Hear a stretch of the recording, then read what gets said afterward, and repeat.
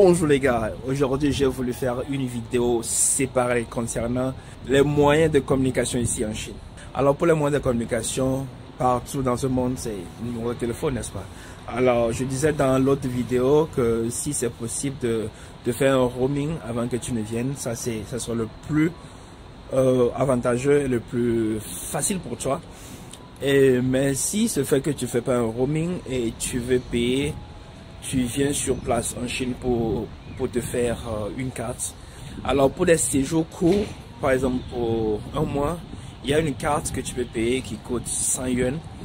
Et cette carte, tu as du jus là-dessus. Tu as du forfait internet et puis tu as du forfait appel que tu peux utiliser durant un mois. Et forfait internet, je crois que ça va dans les 100 poussières gigas.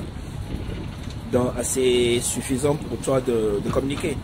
Et si par exemple tu payes une carte et pour ce genre de carte, tu n'as pas besoin d'utiliser ton passeport ou bien voilà. C'est comme tu vas payer ça dans un marché noir, quoi. Et si tu ouvres un numéro ici en Chine avec ton passeport, et d'abord il n'y a pas accès à appeler l'extérieur.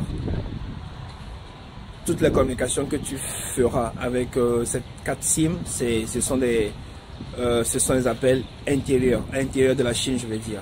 Donc, tous les appels internationaux sont bloqués. Mais si tu veux un appel international, il va falloir que tu vas à l'agence, tu fais une demande et puis on te l'ouvre ou bien on ouvre cette option sur ta carte qui va te permettre d'effectuer les appels internationaux. Il y a un truc bizarre qui s'effectue à chaque fois quand je reçois un appel international, c'est je reçois un message après qui me dit que vous venez de recevoir un appel international et faites attention.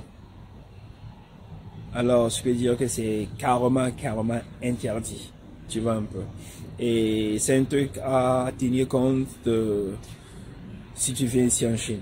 Et il y a aussi un point très important à retenir que toutes les moyens de communication qu'on utilise à l'extérieur de la Chine ici ne sont pas autorisés. Par exemple, je parle de WhatsApp, je parle de Instagram, je parle de je sais pas quoi. Toutes ces plateformes-là sont interdites ici en Chine. Donc, ce qui veut dire que tu n'as pas accès, même si tu as Internet sur ton portable. Et ces genres d'applications, il va falloir que tu les télécharges à l'extérieur de la Chine avant de venir. Sinon, parce que tu ne pourras pas le faire ici avec l'Internet sur place. Et si par exemple tu as déjà téléchargé ces applications à l'extérieur et tu veux les utiliser ici en Chine, tu auras besoin d'une autre application que je ne vais pas dire dans cette vidéo, que tu auras besoin d'une autre application que tu pourras payer.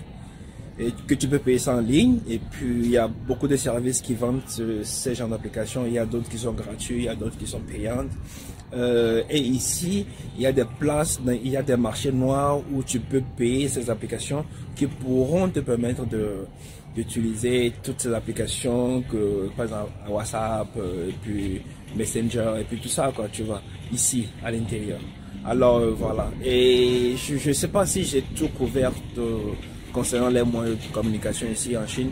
Alors voilà les gars, c'est à peu près ça. Et si par exemple tu regardes cette vidéo et si tu as des questions, n'oublie pas de me laisser sous la vidéo. Et puis je vais essayer si possible de faire une vidéo séparée là-dessus. Et voilà. Alors les gars, c'est tout pour aujourd'hui. J'espère que tu as aimé la vidéo. Ça a été court cette vidéo. Alors si tu as aimé la vidéo, n'oublie pas de me jeter un like. Et puis on se voit dans la prochaine. Prends soin de toi, prends la vie de ton côté. Moi c'est Titom. Bye. On se voit demain.